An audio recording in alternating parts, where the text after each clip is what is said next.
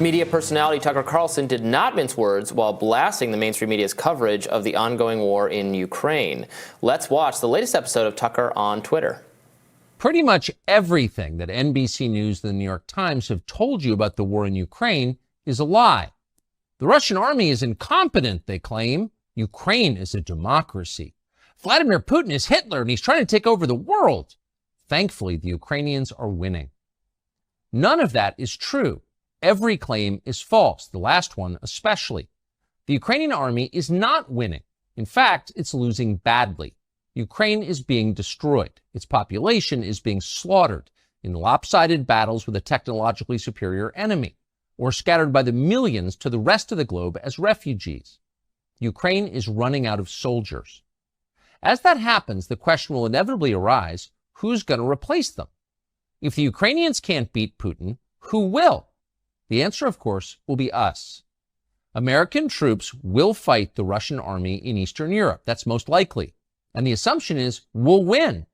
Now, later in the interview, Carlson spoke with retired Army colonel and former advisor to the Trump administration, Douglas McGregor, about Biden's influence over Ukrainian President Zelensky. Let's listen.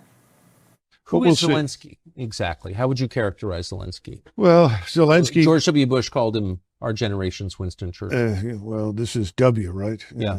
Not a very thoughtful man.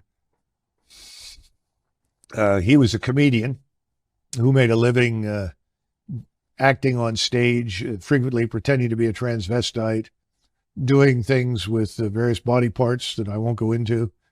And he was picked up by an oligarch named Kolomoisky.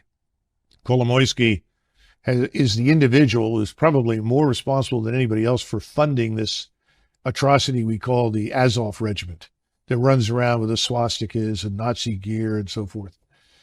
And he was picked and then blessed by Victoria Nuland and the State Department as their man. Now, when he originally ran for office, he ran on a peace platform.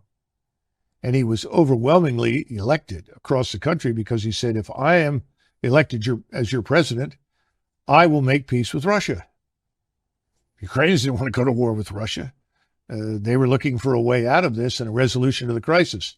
Of course, once he was in there, he took a different road. And I can't help but think that that road was defined for him by us.